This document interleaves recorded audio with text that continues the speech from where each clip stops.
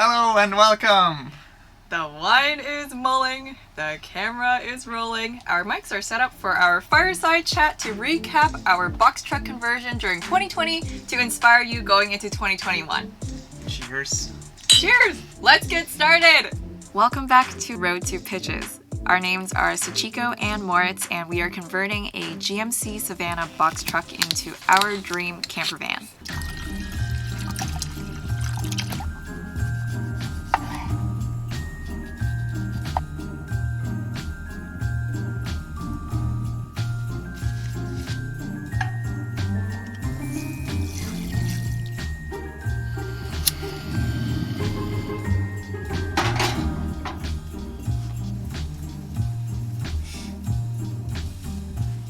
Decorations from my mama's house. We're looking for decorations for the truck, and my mom gave me my macaroni wreath that I made when I was probably like 4. Look. And this belongs here.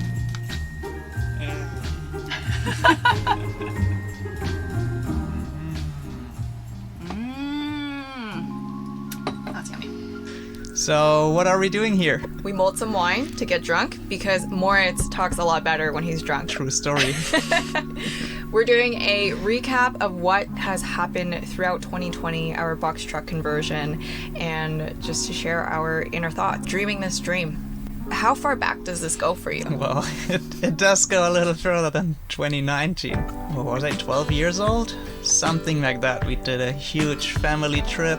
We were a party of 8 people in 2 RVs going through Alberta, and this was, I'm having the nicest memories from that trip. It was 3 weeks going from Calgary into the Rockies and back, and it was every night bonfire, camping at the lakes.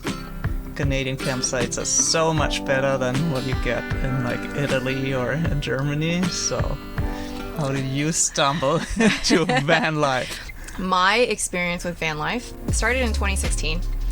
I went on a trip to Iceland, and we went all the way out to the glacial lake on the southeast side, and we did all of this trip in a camper. And the one thing I loved so much about it was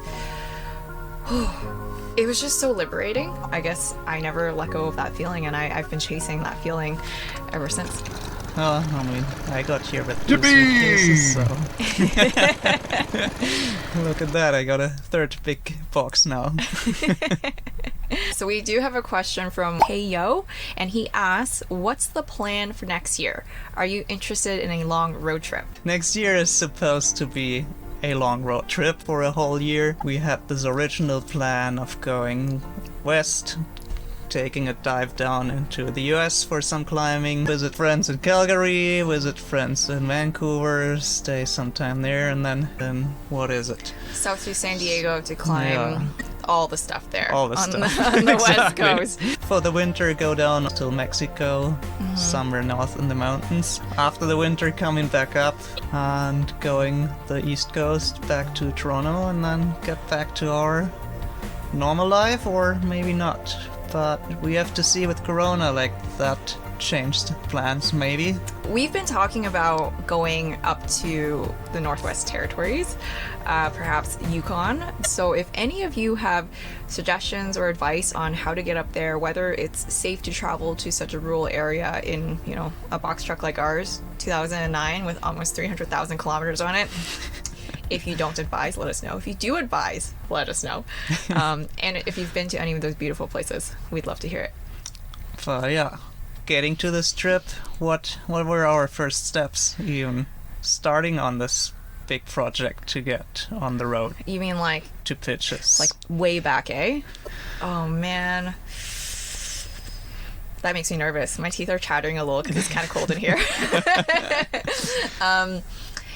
I realized that this was the perfect time for us to do it because we had a purpose to go on this trip. We want to become the strongest that we can possibly be on the mountains. We have pretty big, well, they seem big to me. Some of our friends watching this might be like, 5'11", I climbed that in my sleep. But for me, that's pretty big.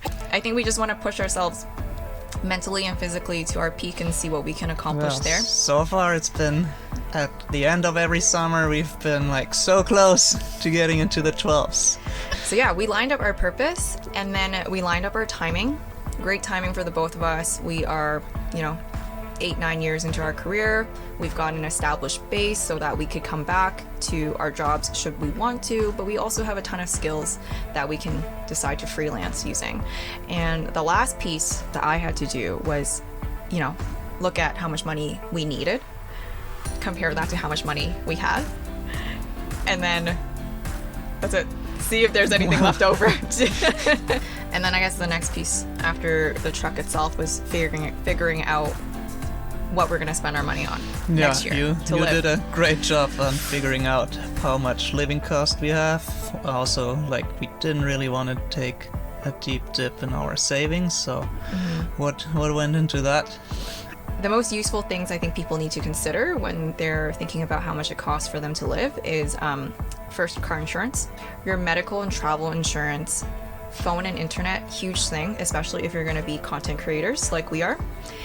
Some of the variable costs are gas, vehicle repairs, food is a big one. Next would be accommodations and our discretionary spend. Top it up with like a 20% contingency, $2,562 per month total for the both of us. And hopefully that works out because I don't got that much money. No. Why in the world did we choose a box truck? So I was originally looking into the Fuso 4x4. But yeah, we were scouting Kijiji, we were looking at auctions, and we pretty quickly realized with our non-existent shop, our non-existent tools and experience in running a real truck, we may want to look into something a little bit smaller. Then one day I browsed again through Kijiji and ended up at VC Flex, and they had this wonderful X-Telecom, it's a tool truck, they did some fiberglass splicing in here, and it was perfect. Right size, only a 12-foot box, single tires in the rear, not the dually. It was below the 10,000 pound, so you don't have to drive on scales. Having nice barn doors in the back and not the rolling shutter. We'll take a look, and from here, Fell in love? Fell in love. How could I not fall in love with this vehicle when Moritz fell in love with it?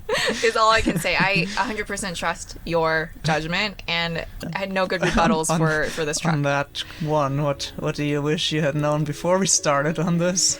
A few things. One being that, oh my god, it's way harder than I thought it was gonna be. Oh, but the best thing was it was way more fun than I thought it was gonna be. And I have to say that it was way more fun because of you guys. It's so easy to just get caught up in your head and get caught up in your stress and not being grateful. I remember in the very first episodes, you see Chiko standing here and looking at the whole mess, and you're like, well, should we have bought a new box maybe? Should we have started with a clean box? There's so much work. We haven't even started. No?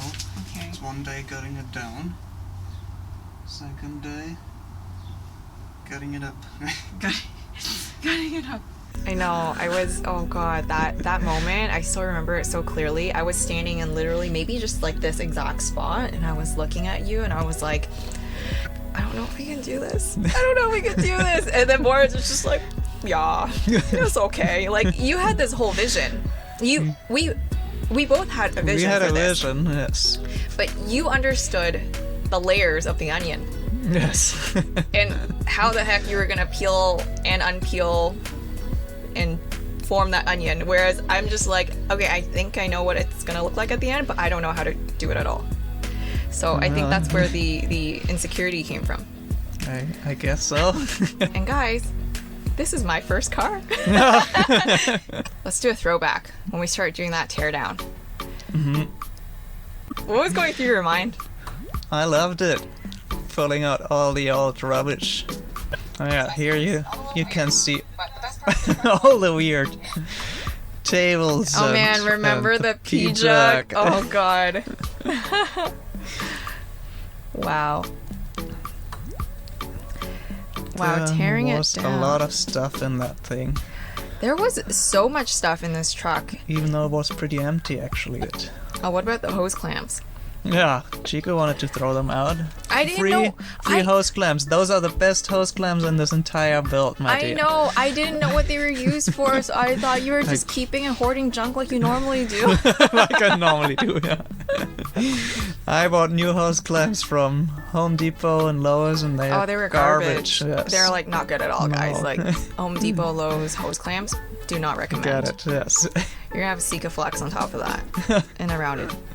Oh, and that actually was my favorite so far of the whole build, getting to the Garbo company. Oh my goodness. No, when would you ever see this? I guess so. I don't know, something about men and big trucks. Yes. This never changes. No, it doesn't. I'm gonna do a little detour here. What inspired you to do YouTube videos? 50 hoch, 7 Meter lang. Take a little peek. Also gehen wir gleich mal rein. Spülsystem. Hier kann man And next. Hier, das wäre jetzt die Batterie, die steht auf gut. Let's choose. Nice. Hier schlafen die Eltern. Gut. Hier oben haben wir noch Klimaanlage. Oh, nice. What was the worst part about doing this during 2020? Well, COVID, lockdowns. Well, yeah, duh. You had to order online, and as you know, if you need certain parts, you usually walk in the Home Depot and fiddle it together and see if it fits. But this time, yeah, you had to order online and hope it fit. Later, when they opened the stores, you didn't want to stand in line, so we went to like crazy times, 7 a.m. when they opened, or... Oh, I totally forgot about that. Yeah. It's like repressed in my memory. We would wake up at the crack of dawn, go to the garbage dump or whatever, go to Yes. Home Depot and pick stuff up. Oh man. Although I do have to say that I'm very grateful we had this project. Yes, this was the best we could do. This was the best thing to happen in 2020. Otherwise, we'd been bored to death. I would have shot myself in the face with boredom. Yeah. Yeah. We have a question from, can you say it I don't know, Gierszewski mal. better than how I would have said it? And he asked, how much has the van build cost you thus far? 23,000 or so. I do want to point out in our little budget where we are over budget, it was mostly because of the skylight. It looks like, and this the Really? ceiling The slats. ceiling, yeah. The ceiling, our biggest project on its own. The ceiling slats really blew this one out of the water. The ceiling slats cost us $508. Not proud of that one. No. So Moritz, can you tell us what build projects we're planning for the next year? Well, I'm gonna set you on the sewing machine for some curtains and some cushions and window covers and yeah, anything fabric related. Yeah, what was your favorite project from this whole build? The most fulfilling one Yes, was ceiling fulfilling for sure. slats. Yes. Did all the drawings, did all the measurements, try to minimize the amount of waste. Yeah, I Tetris the crap out of that thing. Yeah. What about you? Well, definitely the lighting is my favorite part of this truck. I can tell. I didn't know you were interested in electrical. A rolling light house. Rolling light box. Light box. And yeah, of course, the home automation in general. I hate those vans where you have like this whole board of different gauges and whatnot buttons, little and they control all panel. look ugly. I really love my tablet and our very decent switches we're gonna show you next year. I don't think we have showed them. We haven't yet, showed the no. switches just yet. It's just, you're so smart, it blows my mind. Aw, thanks, dear. am I making you blush? Of course. But I blame it to the alcohol. So, going away from our projects, what... Nice segue. Yeah. What activities do you think we're gonna do next year? That's another question from Gierszewski mal. We love climbing. I don't know if you guys could tell. And here I am, pay me like one of your French girls, like actually clamping on this rock with my leg so I don't fall off the edge. But here is us. Hi, it's backlit. We're on. We just finished pitch 2 of Yeah, what is it called? Con Diagonal in South Dakota. Look how beautiful it is. Wasn't obvious, right? Petting rocks is what we call it. We love hiking, anything in the mountains. Honestly, sitting by a river, having a beer is really nice. I love to cook. My dad's a chef. Meeting people. Yeah, I hope we can next year meet more people. This year, I say it sucked. Like That didn't sound very convincing. It even feels weird seeing old videos on the internet with people standing close to each other. It's like, mask up! Yeah. Stay away! 6 feet! So yeah, I'm really hoping we'll meet some interesting people on the trip. Tell us about your climbing. Can I show them the photo of you? With the nasty socks. With- I'm still a sock climber, by the way. Maybe that's why I'm not reaching higher climbing grades. Can I show them the photo? Alright, I'm gonna pull up this photo. Look at him! Look at that pose! Look at those great socks! I love it, I love it. I went climbing in Railay Beach in Thailand in 2013. And oh my god, it was the best experience ever. I just love climbing so much because it's a physical challenge, it's a mental challenge, and then finally, climbing is such a social sport. Wow. Rarely would you go out on your own, and especially if you're gonna go and conquer some big things, can't do it alone.